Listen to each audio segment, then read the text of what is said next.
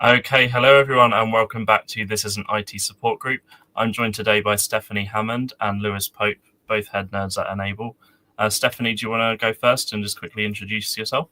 Oh, yeah, sure. Thanks, Ed. My name is Stefanie Hammond. I'm part of the head nerds team here with Lewis. We are a specialized team at Enable. There's 8 of us on the team, and we each have our own little area of speciality. I always joke that I'm the one that doesn't belong on the team because the gentlemen are all very technical. They're experts on all of the different products, security, compliance. I am the head nerd that's responsible for MSP growth. So basically all things sales and marketing related, and basically how can I help MSPs make money off of the products that Lewis and my teammates teach on. So good stuff. And Lewis. And I'm another part of that team, Lewis Pope. My focus is on security and compliance, but don't let Stefanie undersell herself. Without her and the skills that she talks about, the entire business model of what we advocate for around the MSPs kind of falls flat. My remit is security, compliance, best practice, operations side of things, the dirty daily work of running an MSP. Wonderful. So I guess a lot of people watching, they're going to be thinking about starting an MSP. Is it right for them? Lewis, what maybe are some good motivators and what are ones that would send you in possibly the wrong direction when thinking about starting an MSP? Right. So there's all, where are you currently in your career? Where are you at in your journey on your career? What opportunities present yourselves? Do you have other people putting capital into it, or are you going it completely by yourselves as a bootstrap? All of those different things are going to vastly impact your speed to market, the time it takes you to build out things and develop programs, or also the markets that you're going to go into can be so heavily influenced by this. And I kind of break it down underneath a few things. There's the PE, the private equity or venture capital backed effort of you already have proven you can do this and you're asking other people to throw money at you so you can do it even bigger.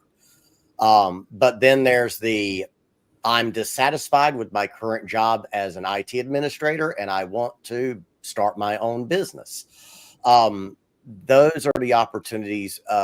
Those motivators are the ones that can get you in. I don't want to say they get you in trouble, but they hold you back. Those kinds of motivators of, I want to do this to replace my current job.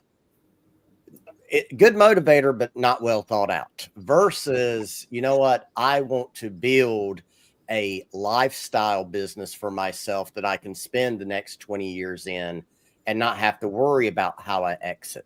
Or you're going to be, no, I'm doing this as a business to grow, to generate, to become something that's attractive so I can offload all of this eventually to, do I sell it?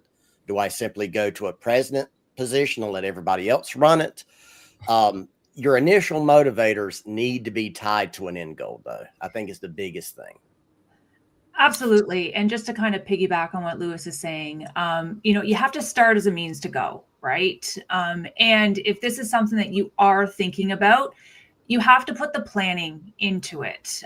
You have to really, start at the end and what is that exit strategy that you want? What do you desire out of that business? What is the motivating factor of why you want to start that business?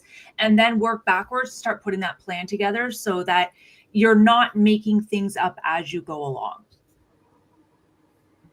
Yeah, that's wonderful stuff. And I think it's definitely something that a lot of our audience watching are going to be considering is, there's a lot of advice out there about starting businesses in general and specifically MSPs. They're going to be thinking, which information is the right information? Possibly, does it work for me? Is it the same in every single country? Because not everyone watching is going to be in the United States, for example. There's loads and loads of different kind of variables there to think about. And I think it's definitely something that a lot of our audience will get lost in kind of trying to follow the right advice, how to even define what the right advice even is for them. I don't know if there is the right advice, but advice that I would give is join an MSP peer group. right? Join a group. There's lots of them out there. We have our own here at Enable. There's lots of other ones, but if you're going to go into this business, you can't look at every MSP as being a competitor for you. Yes, they are, but you want to join a community, and there is no right or wrong. Like, there's things that Lewis and I can say, and there'll be MSPs saying, well, we do that and we're very successful. And there's other MSPs that we talk to saying, okay, well, we don't do that, but we'll try it. Oh, and that is working. So you really have to, talk to other MSPs in the space. You can't, this is an industry where you can kind of keep your head down and buried in the sand and just hope and pray that something will work. I really do encourage you, first and foremost, if this is something that you're in, or if you're in the industry and you're not part of a peer group today, join a peer group so you can get that broader advice from a variety of different people who've been there and done that. Great stuff. Yeah. So I guess if we're to continue on from that, from Stefanie, from a business growth perspective, what are the first things that an MSP maybe needs to consider? Yeah, and it's a great question, because usually when I start working with an MSP, they're already in business, right? So it's very rare where I get the opportunity to work with an MSP from scratch. I used to back in the day when I was in account management, and we would bring on like a copier company or a managed print company, and they were brand new to the managed services space. And usually the advice that I would give is you have to create a plan. There's many MSPs that I've been working with where they've just been kind of making it up as they go along. And if you do that, it ends up getting very expensive and very time consuming to kind of course correct, afterwards. So I always equate it to, like, when you build a house, you work off of blueprints, right? Like, you wouldn't go and just order the wood and order the bricks and then have it land in a pile in your lot and start building it, right? It's the same as your business. Like, you should put together a business plan, put together your sales plan, put together your marketing plan. How are you going to scale? How are you going to grow? What's going to be that tech stack? So that you're trying to standardize as much as you can, so that you can scale, well. Because again, making up as you go along is not the mode of operandi for MSPs. Yeah, I guess we've just had a comment come in which kind of jumps off the back of that. And what's a mistake that most new MSPs make in the first kind of 6 to 12 months? Mine is lack of planning. I had this MSP reach out to me and wanted me to look at their website and wanted me to look at what they were doing. They were just starting out. Their website needed some work. It wasn't what I would have advised in the beginning. There was a lot of technical jargon in there. There's a lot of acronyms in there. And so I made, lots of recommendations, because your website's really, really important. And I think that's one mistake that I see MSPs make is, especially MSPs that have been in the space for a little while. I'll take a look at their website and I'll make some suggestions, and they're like, yeah, we got to fix it, but we'll get there. Like, it's on our to-do list, but it's at the bottom of the to-do list. And especially if you're a smaller MSP and you're wanting to grow, your website is your first chance to make an amazing first impression. It should be at the top of your priority list. And so anyway, this MSP that asked for my advice, gave him some ideas, and the answer that he came back was, I've already spent too much money on this website. I can't change it now. So I'm like, all right, thanks for coming out to play. So, yeah. So those are kind of the red flags that I see in my space. Really, starting without a means to go, starting without a plan. You're not sure how you're going to scale. Neglecting your website, neglecting really putting a thought in place around what's your messaging, how are you going to build your presence and your awareness out there. Brilliant answer. Yeah. So I guess if we just kind of touch on that a little bit, another kind of element of that we were talking about is kind of building packages up and. If we want to go down that one. I don't know if Lewis had anything else to add on, the first 6 to 12 months. I'm sure he has stuff in there. So the only thing I would add what Stefanie said was, okay, sure. In today's world, you may think, well, my prospective clients are never going to find me through my website. Yeah. Even if you think that, that's still where they're going to go and check you out and verify what you're doing and get a feel for you after you've had that whatever that new customer acquisition initial touch point is. However you're doing that, they're still going to check out what you're, because it's the way the buyer's journey is today. Like, no one wants to speak to a salesperson. I'm sorry. Like, and I'm talking as a former salesperson. No one wants to speak to a salesperson. So by the time someone reaches out to you, they're about 60 to 70% of their way there through their buying purchase decision. And so where are they finding their information? They're finding it via your website. They're finding it via your social. They're finding it via like your LinkedIn profile. They're finding it via, you know, if you're out in the community, like they're doing all this research about you before they ever make a phone call. And if your website, because it's either your LinkedIn or your website is where they're going to go first. And if either one of those is lacking, if either one of those is underwhelming, what's going to happen? They're going to go hit that back button and go find somebody else. So mistake number one is neglecting your website or neglecting your LinkedIn profile, like neglecting building a presence online. Because as my friend Mark Coltman says, former MSP, Wingman MSP, always says, you are what you are online. And I quote him all the time because it is so true. You are what you are online. And if they can't find you, a potential prospect, but they can find your competitor and they're impressed with what your competitor is putting out there, who do you think they're going to call when they are ready to make that phone call? Yeah, exactly. Yeah, so I guess after this first journey, and even still, we're starting out here, and an MSP is maybe getting ready to make one of their first hires, possibly. They've got a couple of clients and they've got a bit of income coming in. They're beginning to grow that business. So who should they hire first? A salesperson or marketing? Technical.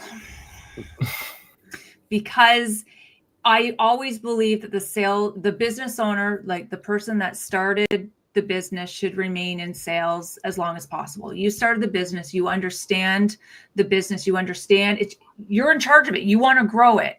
I would hire a technical person to backfill for you so you can get out of the day-to-day technical stuff, you know, whether that is a knock manager or whatever you need to replace you as that day-to-day technical troubleshooting person. Maybe it's a higher level engineer. Hire those people first so that you can trust them and then step away from that. Like, would you agree with that, Lewis? Yeah, it is. It's you need those technical resources first that can take that day-to-day burden off of you. So, you know, as the adage goes, you can't work in the business, you have to work on the business. Correct. And especially if you're starting out solo, that's a really hard next step, is to hire a technical person. One, it's like, okay, contractor or an employee. You know, there's that business question there of what model am I going with, but also it's the can you give that trust to another person? Now, as technical people, usually a lot of times I'm good at this, I know what I'm doing, and I'm good at it. You have to get out of that mindset as somebody who's going to start an MSP that it's not I'm good at this, it's my business is good at this. Yeah. And I need to make sure my business and the people that I put in the business are good at this. So I think that it's like separate yourself out of it and replace the technical duties, like Steph said. Yeah. And then, like, because I'll have MSPs come to me and they'll say, okay, I've hired my first SDR, like sales development representative. They're going to start, you know, making phone calls because we want sales. And that's where I'm like, oh, whoa, like, let's slow down here for a sec. Like, all right, so what are they selling? You know, and you asked the question earlier, Ed, about packages. You know, what are they selling? Well, they're just selling my services. That's no. It's like, what packages are you doing? Like, what capabilities, what services are you selling? So they haven't done any of that prep work. They haven't built out any scripts. They haven't done any marketing. I said, well, what are you doing from a marketing perspective? And there's nothing. So I applaud the enthusiasm of wanting to go out and grow the business and get sales. Hiring an SDR is not it yet. So hire the technical person so you can backfill for yourself. Then I would hire a marketing manager, honestly, first. So, to help with that lead gen, because awareness precedes sales. Because again, buyer's journey. If they can't find you online, you don't need a salesperson yet. So you want to hire that marketing manager who can build that awareness, make it known that your MSP exists, especially building that the foundational level within the digital world. And then after that, once you're starting to get some leads in that you as the business owner would then run with, then maybe bring in that SDR afterwards and have them make the phone calls, book the appointments for you. Yeah. And this isn't a first person is you, second person is the technical, third person is sales. There might be a third, fourth, and fifth technical person that you still have to bring in depending on how you're growing. Yeah. Before you need to go to that marketing manager. But that marketing manager should be what I see a lot, and somebody had asked a question about red flags, is whenever an MSP owner takes over marketing when they're not a good marketing person. Yeah. So I think that's another thing that'll get you in trouble is you take over responsibilities that you're not really equipped or skilled for. And I think that's a really good point, Lewis. Yes, we've seen many MSPs, they took over their website because I know web design. I can make a nice website. Hire the right people who have the specialty and the skill sets to do so. You are an amazing bunch of technical individuals. I applaud you. But if you did not go to school for marketing and graphic design and copy editing, and you don't have a good basis of marketing psychology, sales psychology, I would recommend bring somebody in that has those skills and has that knowledge and leverage them to be able to do that for you. Because marketing psychology, sales psychology, very different if you don't live and breathe in that space. I think just off the back of that, Stefanie, say you've hired your first technical person and it's your first employee. Instead of going down the road of maybe hiring a marketing person, should an MSP maybe consider outsourcing their marketing or sales to a third party? Maybe that, I'm a fan of insourcing because then you get to mold that person. You get to really get that person immersed in your culture that you've created. But at the end of the day, if it's delaying your time to market, and you have zero marketing experience to even train someone you bring on, then maybe it might make sense to outsource marketing for a little bit and work with, I would try and find an MSP specific marketing agencies. There's a lot of marketing agencies out there. Many of them do not understand the managed services space. So try and find one that really has and again, I'm going to give a shout out to my friends at Wingman MSP. They were started by MSPs and they're run by MSPs. They understand the industry. That's really what you're looking for. But yes, if you're not doing any marketing today and you have the budget to hire a marketing agency, that could be your first point into it. And then, but many MSPs, once they start growing, they bring it in-house and develop it in-house. And there's a technical parallel for that as well. There is the situation of do I have the technical skills, assets, and resources internally to build out and deliver certain services? And whenever you're starting out as a single person operation, or even if you're starting out as 8 people already on the payroll, there's still some things there that you're not going to be able to bear the load of as that small of an MSP. And you may, again, don't have that 2-year, 3-year to market timeline for your SOC services, because that's how long it's going to take you to naturally grow, hire, and build out the team and the skills and the capabilities, because that's, guess what? Where are you going to get the $2 million to undertake that? It's about knowing, especially in today's MSP market, just not even MSPs in general, just IT technology as a whole.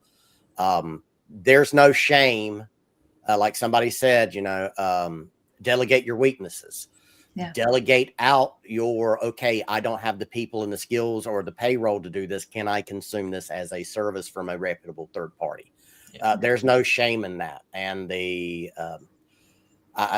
philosophy, a little bit of for anybody that's old hat, that's been around a really long time and is like, okay, I need to white label everything. The days of white labeling everything you do, the value of that is not what it used to be. Nobody, a good, healthy relationship with one of your clients is not going to hinge on their assumption that you do everything for them and you're doing it all in-house. Yeah. It's not going to be about that. It's going to be about, is the quality of the services you delivered up to what is dictated in the managed services agreement? Yeah. Are you delivering the outcomes that you committed to, at the beginning of the contract? That's at the end of the day. That's all as a business owner really cares. Am I getting the services and the outcomes and the performance that I am expecting for the value that I'm paying? Good stuff. So what should the MSP really focus on first? What are some maybe quick wins that they could deliver on?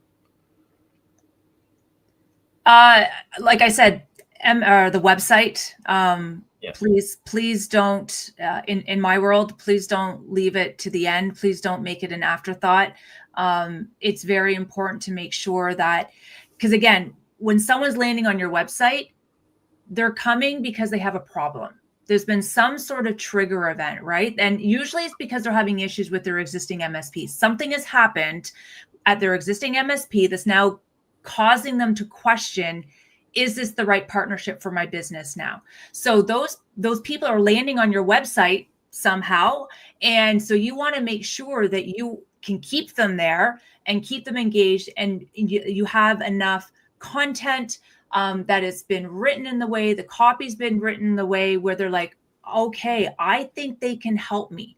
I have a problem. I think they can help me. What's the next step? What's the call to action on that website? Maybe it's book an assessment or book a consultation or book a coaching appointment or something. Or maybe there's a checklist. Maybe there's a checklist there that says, thinking of switching MSPs? Download our free guide of what you should be looking out for. I put in my email address. Like, it's those types of things that you want to make sure is in a good, well-designed website, because you want to be collecting email addresses organically so you can do your email campaigns. You never want to buy a list. Buying lists does not work. So you want to make sure that you have the right, the right copy, the right call to actions, the right type of material, engaging material there that's going to build trust, build credibility, help build your authority that you are a potential viable, great option for them to pursue. So again, for me, it's always going to come back to the website and then your LinkedIn profile. I've seen many MSPs, because I deliver website or webinars. I have a book club that I run. I have master classes I deliver, and I always want to connect with attendees afterwards. And I go, want to check them out on LinkedIn. I'm amazed at how many people don't have LinkedIn profiles, or I can't find them, or it's very underwhelming.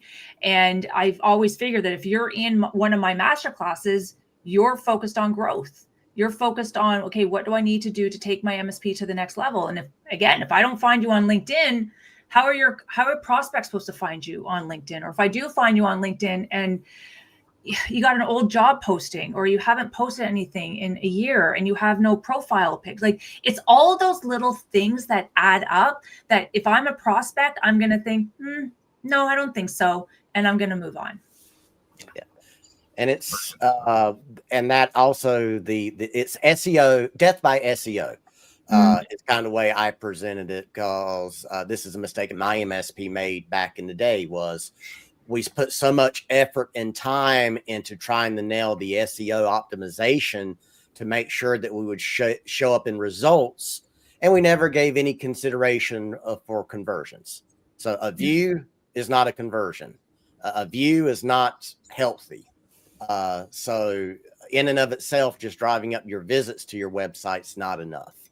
So, and, like Steph said, it has to be, what's the call to action? What's going to push the conversion? Once you've got them there, once you've got their attention, once they look you up on LinkedIn, when they go to contact about us and try to figure out where are you based, which state do you work out of?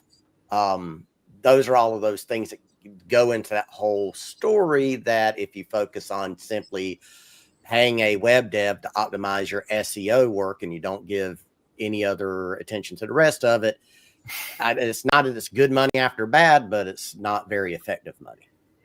Yeah. Like if you have a limited budget already from a marketing perspective, you don't want to waste it. Right. And I like the comment there, that they're incorporating AI to help with our marketing.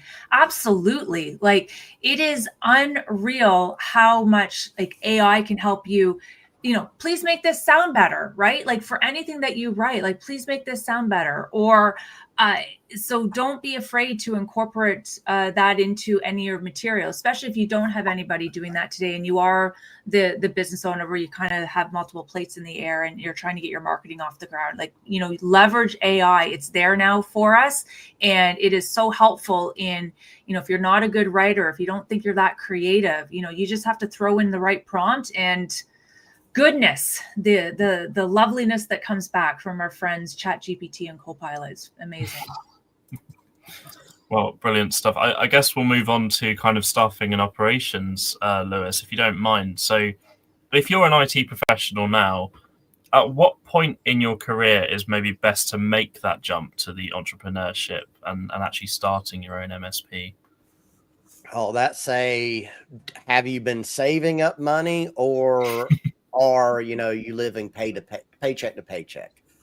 That's kind of like the first qualifier to get out of the way for yourself, to have that honest conversation with yourself so you can know, where am I best positioned to start at? Because if you're working from I'm living paycheck to paycheck and I'm trying to find that outward, my way out, starting a full-blown MSP is going to be a very tall order. It's going to be very hard. You're going to be putting in 90 hours, 100 hours a week, and you're going to pull your hair out probably and burn out very quickly. Not to say that you can't do it, but you have to do it very diligently, very purposefully. I usually say, okay, let's not do a full MSP first. Let's do for co-managed opportunities. Yeah. Go take over the responsibility of patching for a larger business in town that you can handle, or take over implementations, or help with quarterly things with them. But don't go in and say, I'm going to be by myself. I'm going to be your full MSP and I'm going to take over all your IT stuff. Now, granted, if you're selling to very small businesses that only have 3 or 4 people and all they have is a single, point of sale system and that's it, you could probably get away with, taking care of all of their stuff, because it's just, printer work, make sure the printer prints, make sure the computer turns on, make sure the internet works. And, that's about the extent of it sometimes, the old starting back in the days version of an MSP. But if you have capital behind you, whether that's your own savings or that's private equity or venture capital, that can break you out of that first conversation with yourself of, can I support myself while I have no clients for the next, or while I don't have adequate revenue? Because anybody that's been in MSP, that in a startup MSP, knows that there is the time frame of, I must take every contract that comes through the door because I need to pay myself. But that's not where you want to stay. No. And you're better served if you can skip over that step entirely. So that's the first real one of, answer that question honestly. Am I going to have to take any contract that comes through the door in order to feed myself? If that's the answer, it's probably time to pump the brakes a little bit. Not to say that you can't do it, but you should be making you ask more questions. If you're mid-career, you already got a little bit of savings, you're mid-career, you don't want to work for anybody else anymore, you want to start up your own, that's going to be a little bit different story. You got money to put aside, you've got your first 6 months operations cost already covered. That's going to be putting you in a very, very, very different position. And instead of instead of the market dictating how you're feeding yourself for the week, you're dictating back out to the market of this is what I do, and I will work with you if you're a good match for me. And Stefanie's ideal client profile. You said it before I said it. I was trying to hold on my ICP rant. but that is a very important thing there, though, is at some point you have to say, I'm building the business for me. Yeah. I'm not building this to be a nice guy to help out these small business around me that ask me for help all the time. Yeah. You have to break out of that, say, nice guy / the IT helper mindset. Because that's the biggest thing. I think that's one of the biggest things that sabotages MSPs in the very beginning.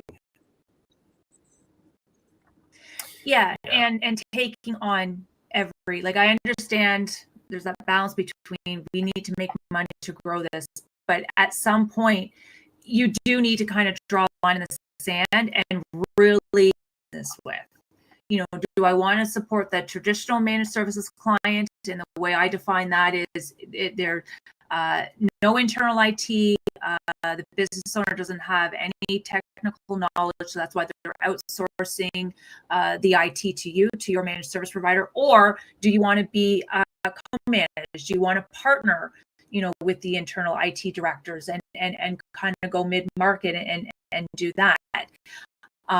Because they're two very type of very different marketing messages, sales messages, operations, how even you package your programs up. Because one, the traditional, you want to have those structured, standardized packages that you enroll your clients in. When you're dealing with co-managed, you can do a la carte. You can do, because you're there to help them. You know, where does the internal IT, where are they lacking skills, resources, knowledge, tool sets? Maybe you have something there that you do your little bolt-ons as you grow that relationship. So it does really come down to, okay, you know, what type of market do I want to, type of customer, what verticals? You know, there's a lot of MSPs who do very, very well being in a niche, niche or niche, however you want to pronounce it. I'm a niche girl. So being in a niche, you know, they want to specialize in certain industries or certain verticals because maybe they have some security or some compliance, some strengths there. You know, is there size? You know, again, you know, maybe there's MSPs who have said, yeah, I don't want the 5 or 10. I want the minimum 25, 30, 40 user shop. So maybe not day one, but day one, you should be thinking about who do I want to do business with? Build yourself a Dream 100 list. As I said, I run a sales and marketing book club. And one of the books we read this year was The Ultimate Sales Machine by Chet Holmes. And he talks about in that book that every business should have your Dream 100 list. And this is and it doesn't, for MSPs, it doesn't have to be 100, but it's just this idea that, you know, maybe there's 30, 40, 50 businesses in your area that you want to have as customers someday. So that's your visual. That's your frame of reference of when you are starting to do your marketing and you're starting to do your prospecting. You want to have that visual in mind so that you can eventually say, no, there's a quality type of client that I only want to do business with. And we may have to say no to I guess organizations as a kind that of just don't follow-on fit. question from that, I was actually going to ask, I guess, how would you qualify a good client versus one that will cause problems for you either now or later down the line? A couple of things that I would say, obviously making sure that you have a good sales process in place, that you have a good discovery process in place. I just had a conversation with an MSP last week on this, you know, and what I mean by discovery, that, you know, because if they want to take that meeting with you, fantastic, great. I always say your marketing worked, you built that awareness, they want to meet with you. So when you finally do meet with them, you do want to, again, have a structure, have a plan of how is that conversation going to flow. And there are certain questions, you know, you can use the MEDDIC, you can use the BANT framework, but there's a lot of different frameworks out there, but there should be a framework of how you're going to ask the types of questions around budget and authority priority, and is there a need there, and what's the time, what's the urgency there, and that's what you're trying to do with your qualification, to see if there is a good fit. Now, to further on that, for a good fit, I'm a big proponent of doing some sort of assessment, like a business and cyber assessment, as part of your sales process, not afterwards, once you've already signed them and you're sunk. You want to do that assessment during the pre-sales, so you can find out what's the quality of their network, where are their risks, from a security and compliance perspective. And that is all gold when you're trying to put your proposal together, because these are where you're trying to find the holes, the gaps, the deficiencies that maybe the existing MSP is missing. And this is how you're making yourself stand out, because you're coming across as being more professional. You have a structured process in place. You're uncovering these risks that their existing MSP are missing, and those are business risks, and that could be get rectified. So I'm a big proponent of doing that assessment so you can find out those risks. And again, that's just going to go towards the qualification, because then you're going to find out, because when you put that proposal in front of them, if you've done a good discovery, and they've given you good information around why they don't like their existing MSP, why they think they need to switch, what they feel is missing from the relationship, what's stopping them from their next level of growth. You've uncovered risks in their organization. And then if they still say, yeah, no, I think I'm good, we're just going to stick with the status quo. Yes, you may have lost that client or lost that deal potentially, but you probably have saved yourself taking on a poor quality client. Because if you've done all this work, you've done all this research, and you've shown them these facts, and they're like, yeah, no, I'm good, thanks. Yeah. There you go. Then maybe you have saved yourself. Yeah. And that's a very hard thing for the starter MSP, the smaller MSP, 100%. To be able to put themselves in that position to be able to say, yeah, great, we avoided something here. But also just it's also sanity checking for yourself on the operations side of, can we do this? And also finding out that you can't do something, and how do you improve your operations internally? Being willing to quickly turn through it and take the loss, and so to say, speak, because you may lose a client or an opportunity for a client because you're not a good match, but at the same time, it's gap discovery for you. And why aren't we doing this? Should we be doing this? Is this something that we want to build an offering and service and package around because it aligns with, one of the ways I usually do it is, if you have clients and prospects that do not care about patch management, then don't sell them services. And, what else can go underneath that banner that's things you're normally doing, or just things that you as an IT person would consider to be good health, good hygiene, good best practices? Why would anybody ever pay somebody to do this? It's so simple and common knowledge. It's like, yes, it is for us, not for the people that are consuming the services you're trying to package and sell. So that making sure that whatever you're doing operationally is being valued and appreciated in what you're selling. And it's not just this quiet thing that you do because you need to do it. It's like, no, how, why, and what is the value we are selling off of this? Yeah. So just to bring ourselves back then onto the career perspective, Lewis, if you say you're already working at an MSP, you find it quite enjoyable, and you've decided that you might want to go out on your own, at what point in your career should you really look at doing that? So if if you feel like, I've learned this, I know how an MSP operates, I know and I understand the operations side, or conversely, I know and I understand the sales and the business side. There's always am I solo or partnership? Solo, partnership, or am I letting somebody else back this? So if it's solo, do I have all the skills to do this, and can I stand on my own for a while, and do I have my operating capital for 6 months? Not just operating capital, but also, can I keep paying the rent or the mortgage? If you can't do that, then that's the that's the co-managed opportunity. Like, can I just go to a local business and take over something for them, and just that one thing that's not tied to an SLA, where I've got to be able to answer that phone call at 2:00 in the afternoon while I'm working my regular job. So there's that part to figure out. And then there's also the part of, well, are you prohibited from doing so according to your employment contract? Because that's depending on what you signed to get hired. That was going to be my next question. Exactly. Yeah.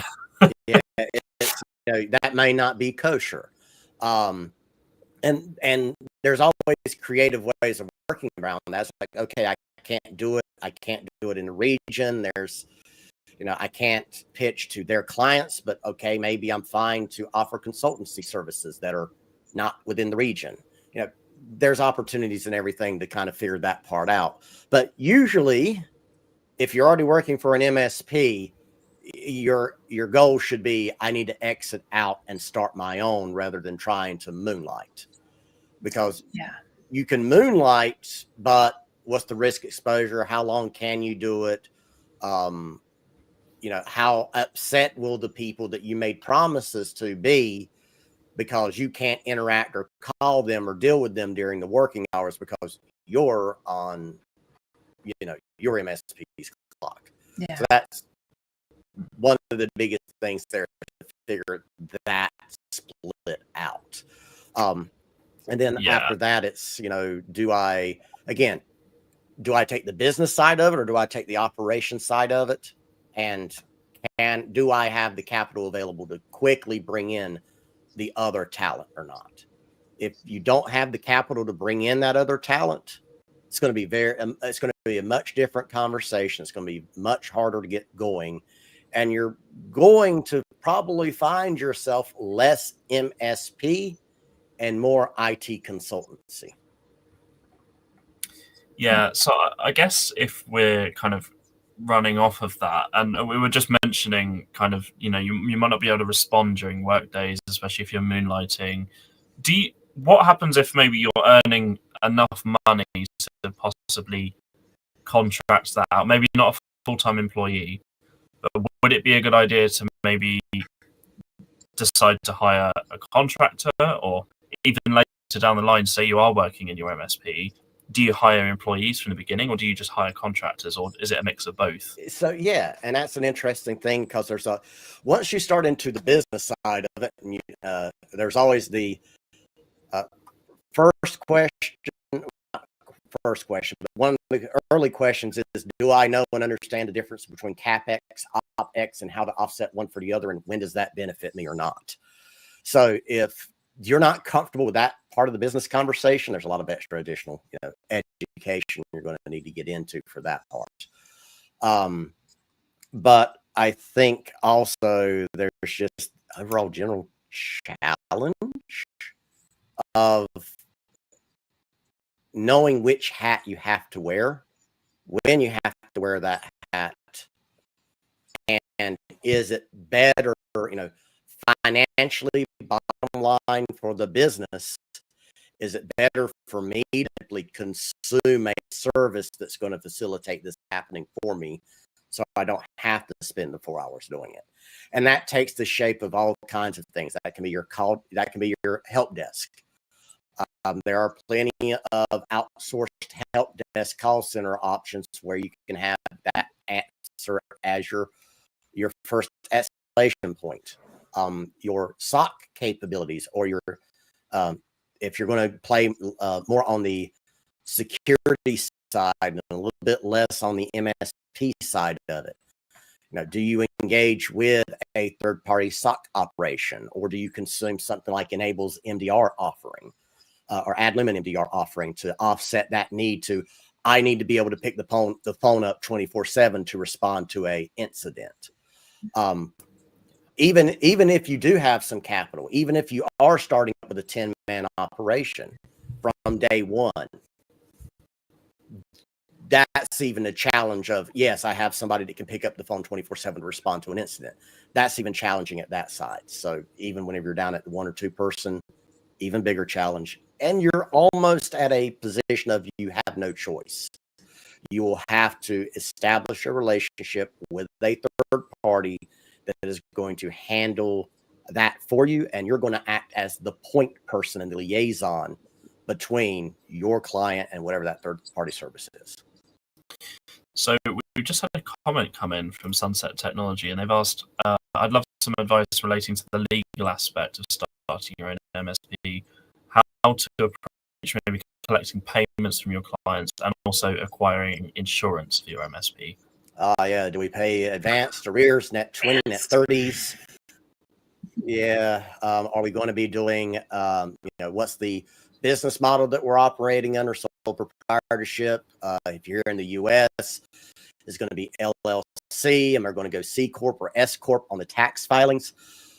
A lot of those are, the honest answer is go talk to your CPA. You don't have a CPA, that you're just going to have to accept this is the cost of doing business, and I will have to get myself a CPA that can advise me on this, because there will be certain points where it will make more financial sense to do one thing, but the liability exposure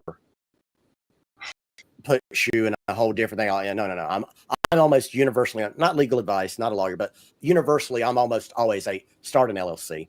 It's very, very easy and cheap. You get tons of protection for it.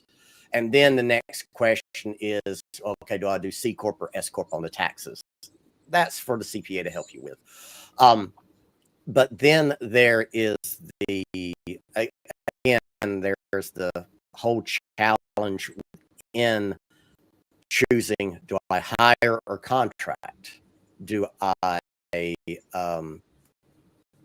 and there is going to be very early days, small operations. You're probably going to need to do 1099 contractors for certain situations, especially if you've got I've got to hire somebody to go help me with an installation.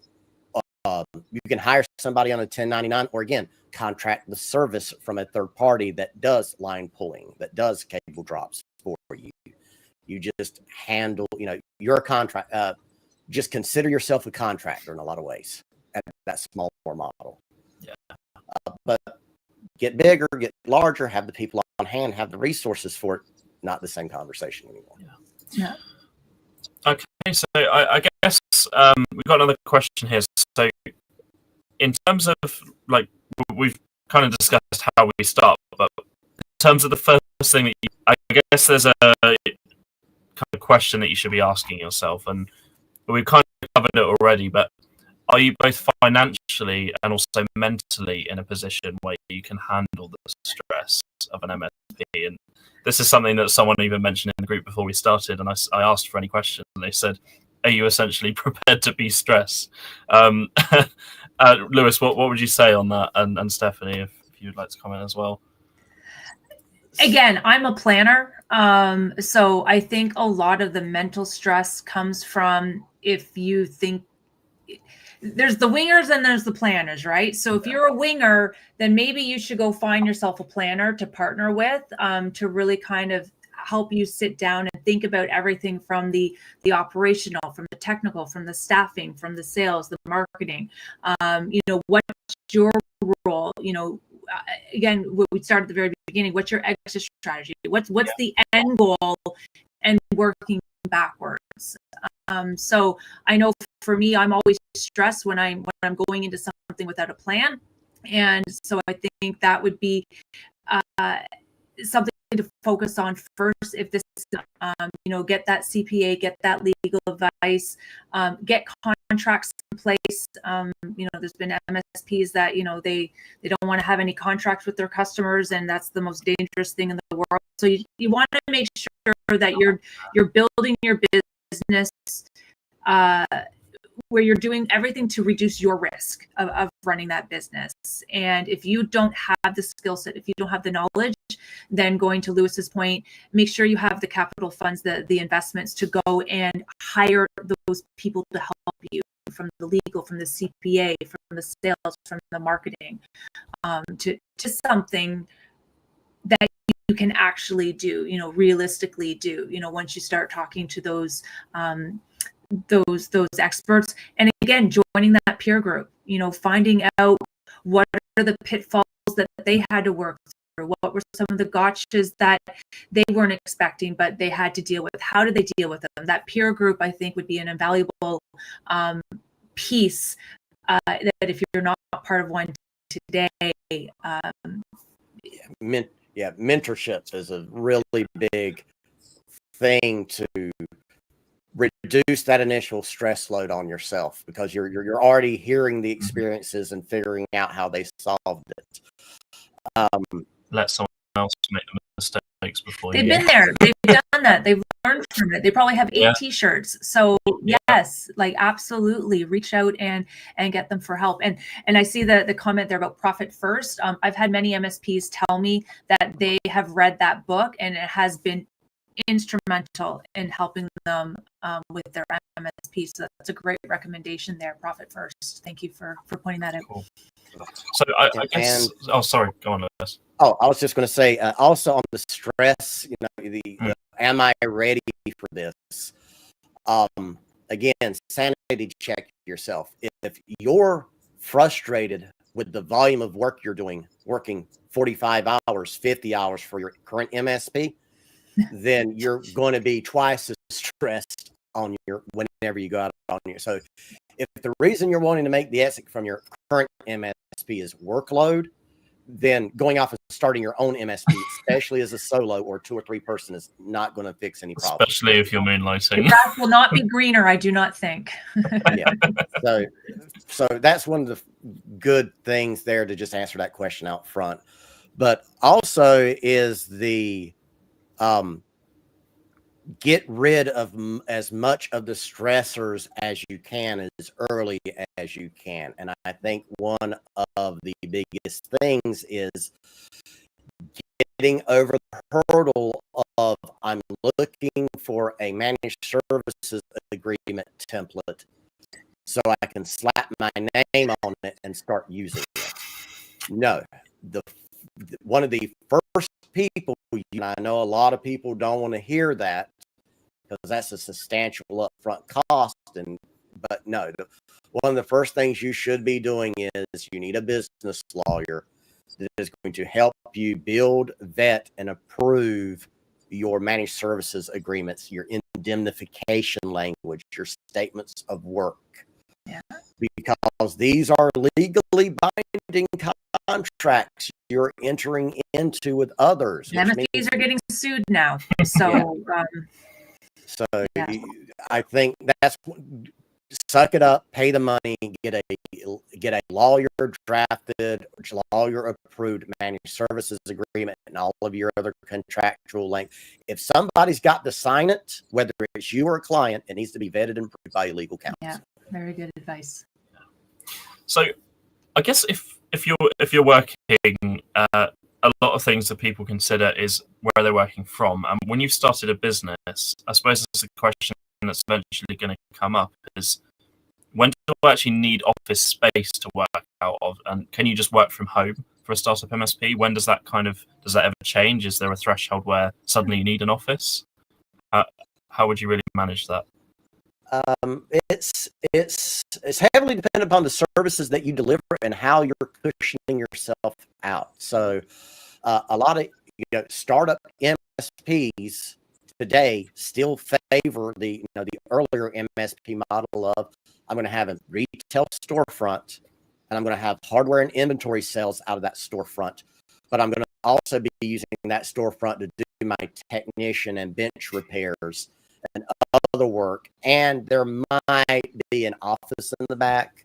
There might be some offices in an adjacent office suite or something like that. That's kind of the MSP model that I came out of, was that retail storefront. Now, Nowadays, though, if you're focused on just co-manage of a particular thing, absolutely work from home. There's no reason to have facilities. Even whenever you're doing managed services for small retail businesses where you're not having to carry inventory, where you're not having to have facilities to provide hardware repair services or anything like that, or you're offering residential. I know somebody else had in here today offer residential. Nothing wrong with that approach. It's a great way to add additional revenue that's relatively low risk if you already have a physical presence. But if you don't have that physical presence, and you are going full work from home, that is one of those. Do I need that potential residential revenue for my region and my way of operating? If you kind of do the numbers and you say, yeah, I do need to offer residential services because of whatever it is, you just do the numbers and says, yes, in order for me to operate for the next year and make the payments I need to pay, put money in my pocket, keep everybody fed, I may have to offer residential services. That necessitates the office front. Almost everything else, though, is conditional, but there's no, you have to have the store, you have to have the office anymore. You can do so much of it work from home. It's the, do I have field technicians and trucks? And we have the need to warehouse and store inventory. Once you get that big, yeah, you probably can go work from home, complete remote offices, 100%. Well, and I know there's someone that would like to have us speak about the insurance, but just to kind of come on over top of that, I think once you get bigger and you actually have sales and you have marketing people in place, there's a lot to be said about having your salespeople and your marketing people in the same space, and so that they can work together, they can collaborate together. Sales and marketing should be lockstep. I know there's many organizations where marketing is going in this way and sales is going in this way, and they need to be lockstep in terms of the messaging and the strategy. That works best in an office setting where you can work together. Also, as you get bigger, I'm a big proponent also of executive business reviews. I've had the pleasure of sitting in on executive business reviews that MSPs have given in the past, and they bring their clients into their office. And their office they're proud of their office. They're proud of the workforce. They have a beautiful boardroom, and they bring in the clients, and they have a 3-hour meeting to discuss strategy and over lunch, and then they do the office tour. So I think once you get to that level, you may want, as a way to bring your team together, build a culture, and also expand your customers from an account management perspective. But I know we're running out of time, but someone wants to speak about the insurance. I know Lewis is. Yeah, we've had a couple of comments in. We've had a couple of audience members asking a little bit more information about MSP insurance. Yeah, so there's insurance is a very convoluted subject because you have to, especially as an MSP, as a business services provider, because you got to think of it from the insurer's viewpoint, your viewpoint, and your client's viewpoint. You absolutely should, as a modern MSP or IT consultancy person, as anybody that is I am doing IT work in exchange for money. You need errors and omission insurance. You need your professional liability insurance, which is to protect you for negligence and other oops, you screwed up type situations. Yeah. And there's a wide category that falls underneath that, but that's one of those red flags for me. An MSP that has business insurance but not error and omissions insurance. They're two different things. They cover for different situations. So always having your general business liability. You're going to need that as a business entity that is registered with your state or your county to operate. But then there's the E&O, the errors and omission, for you as a professional providing your service. That's first party insurance. Then there's the first party insurance that you need for your cybersecurity insurance. And that's going to be completely different than the other ones. That's going to be cyber insurance for your business that's going to cover for your incidents. Then anybody you're going to interact with and provide your services to, guess what? They don't benefit any way, shape, or form from your insurance. They're going to need their own insurance. And that might be a position for you to play an assisting role in helping them understand and approach and go find what they may need. But you can't, there's, always the danger of, am I going too far into another profession's lane or into a licensed profession's lane? So there's things you have to remember, like I can't tell a client specifically how much insurance they need. I can point out to them that they don't have enough to cover certain scenarios. I might explain to them, but you can't say this is the dollar amount of insurance you need. Then there's also, what was it, general cyber, or there are other coverage? Yeah. Oh, understanding the difference between cyber liability insurance and data breach insurance. That's also a thing. There is no substitute, and this is probably the most boring answer that can be given on this, but there's no substitute for reading the policy. There just is not. And there's no substitute for reading the policy in total between clients, even if they're using the same insurance company. You still have to grab their policy and read their policy to make sure there aren't any riders or other language that's been inserted that's going to make, one business different than the other. But I think those, general liability insurance, for yourself, inventory insurance, if you're carrying an inventory for yourself. And then there's the third party insurance that you're going to, guide your clients in the correct direction of, you need this kind of coverage as well for yourself. Brilliant stuff. So just to quickly wrap up then, our final question.